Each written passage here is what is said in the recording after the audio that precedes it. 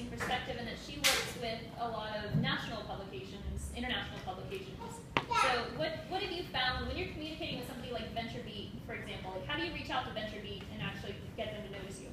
So to tackle kind of that question with the press release, unless there's a very, very specific request or we're using it for their SEO to help them get found online, we don't use press releases. We just don't. What we do is we pitch. And to pitch it is a bit of an art. So we find a outlet that we want to use, whether it's TV, it's radio, it's a journal, it's newspaper, magazine. And then within that outlet, we find the specific person we want to connect with. And we usually find their email address and often their Twitter. It's a little bit tougher to find their phone numbers for big national outlets. However, using LinkedIn and alumni networks, it's sometimes possible. So, or you can just call the front desk, and sometimes the news desk will direct you directly to them, which is always nice. So we craft a pitch, and that pitch has a very catchy headline.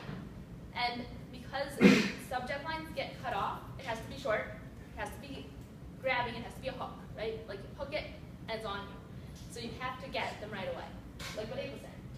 And once you have them, your email has to be eye-catching, and it has to continue reading. So what we do is we provide a little bit, like maybe 2 lines of background information so they know how the story pertains, like what Paul was saying. We give them bullet points because no one really wants to read sentences. Everyone just wants to skim.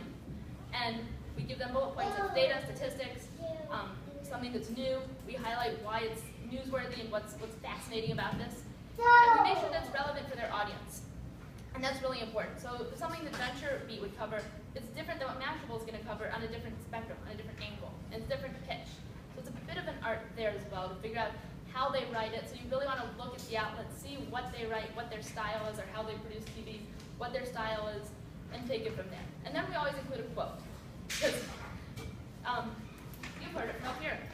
Tim, they don't want to talk to a PR agent. We get the story in front of them. They want to go directly to the source. So if we can save them the time of actually coming back and finding someone and tracking them down, phone or email, and just send them a quote they can use or a couple that they can pick from, they love it. Saves them time, it gives them the data, it gives them the background. Then, in case they do want to contact the person, we always provide their contact information, which is key. Because I've had pitches come into me where it says, hey, can you just review this, tell me what you think? And they left off their entire contact information. And it's like, really? And a reporter's not really going to want to go through you to No. get to the founder when they've already received an email. Yeah, like Gretchen Morganson, who writes for the New York Times, you know, we're friends, so I'll call her up and I'll say, hey, Gretchen, and she'll say, send me an email, so you always send it to her. But when you call someone, if you're lucky enough to get their number, have the email written. Short email. I like no more than 5 to 7 sentences. Page or 2, you're pretty generous. Well, I'm talking including photos. I'm saying. Oh, okay, yeah. Yeah, the text, I would say half a page. Yeah. And if you have a photo, include your photo. If you have a link to a video or a website where they can learn more, always include that. So we pitch it. We pitch it by email. If we have a phone number, we'll call them, usually leave a voicemail. Hey, just sent you an email, just wanted to follow up. Would love to grab, 5 to 7 minutes of your time, or 30 seconds. 30 seconds is a bit of a lie, so 5 to 7 minutes is a little bit more realistic. And they know that, though. They know. People know no one wants 30 seconds of your time. Because you cut them off at 30 seconds, you barely got past, hi, how are you? Right? So really give them something realistic, set their expectations realistically. And then, if I don't hear back, but it's an amazing story, I like to follow up on Twitter. Hey, just sent you an email, I'd love to get your feedback. Private message or direct message? Like, do you send them like a public? If they don't follow me, I just do it publicly. But it's great because usually before I've reached out to them, before I send them the pitch, and I'm sorry, I should have said this before, I actually build a relationship with them, so I'll reach out to them and I'll say, hey, I love your stories, hey, I love what you're writing about, hey, that article in the FGJ was great, can't wait to read more. So then they already like me. So then I send them a pitch, and they're like, oh, great, now what you going to tell me? How great I am again. So whenever you first reach out to them, like it's easy with the local people because like I can meet Abe and I can meet Paul and I know them, and so when I contact them, it's like, hey, Paul, how's it going? But how do you do that with someone you don't know who's super far away without sounding like, I mean, because everybody has to try to reach out to them and say, I love your articles, let's be best friends. So like, how do you sell them on that? Right. So one of the words that comes to my mind immediately is exclusivity. If you offer them the exclusive, and if you offer an exclusive, you have to follow them. Because if you offer an exclusive and you then give it to someone else, then you're crappy and no one's going to come back to you. So if you offer an exclusive, you have to follow it. And that's how actually we got in with Gretchen Morganson at the Times, was I emailed a couple different people. She happened to email back with an exclusive, said, hey, this story is exclusive to you until deadline. So you give them a deadline so they know exactly how long they have to respond to you. So it kind of builds in this sort of you snooze, you lose type of feeling. And so once you do that and you have the deadline, and you know that your pitch is good because you've written it to their demographic, to their standards, to their writing style, to everything that they want. You've customized it for them, right? So you have their name, they're not BCC with 5 other people. Everyone gets their own pitch. Then they're more likely to respond because like, wow, you've actually taken the time to look me up, to talk to me like a real person. You're not sending me junk. I mean, it has to be newsworthy. If it's not newsworthy, forget it.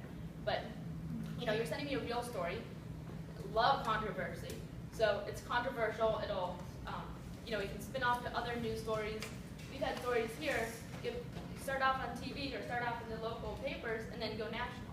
Because it's such a compelling story that it kind of rides on the coattails. So if you see something national, the other thing you can do is if there's a cool national story, we call it pulling a piggyback, where you then phone someone, it works better locally, but you can do it nationally too, where you can phone them, you can call them, or you can email them and say, I would like to comment on, right? I'm an expert, here's my media kit, here's my publications, here's whatever I've developed, I have 5 patents, whatever.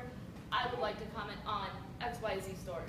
And so that gives them another angle, which they can then write about. And since deadlines are so tight, like what you're saying at 2 p.m. every day, because now we have the internet, everything's tighter, it used to be more laid back, once a week, you know. Deadlines are tight, and so while the editorial calendar you have to follow, you also have to follow their daily deadlines. So if you do that, and you can kind of make it newsworthy and kind of interesting and captivating all at the same time, then you have a pretty good shot at it. So that first email, is that just a, hi, my name is email, or do you, yeah, so you want to pitch them that, I mean, you give them that exclusive story, first thing, hi, here's who I am, here's what I do, here's a story I have that I'd like to give just to you as an exclusive. Actually, I'd invert it. I'd pitch, here's the story, I have the pitches, by the way, here's who I am. Yeah. I don't even mention who I am. They don't care who I am. Right. For you guys, they care who you are because you're actual people doing your company is some really cool stuff. Yeah. They don't care who I am. I sign it free and I take off my signature because they don't care. And that real person is a good point too, that real person's point. Like remembering that the person on the other end of the email, on the other end of the phone, is just a real person, another person who's interested in what you're doing, who wants to hear interesting news that you have. And just kind of remembering it that way whenever you first reach out to them. Hi, I'm a person. Hi, you're a person. Here's some information which you might want. And then just going from there. And we have a 3-time follow-up rule. If you've called, if you've tweeted, if you've emailed, if you've Facebook, and you've done it 3 times and they haven't responded, let it go. They're not interested or it's not the right time. You can always come back later with something else. But if you harass people over and over, they're going to say absolutely not, ever, don't ever talk to me again. So, and respect it. If they say no, don't come back and say why not, this is great. Just say, cool, no worries.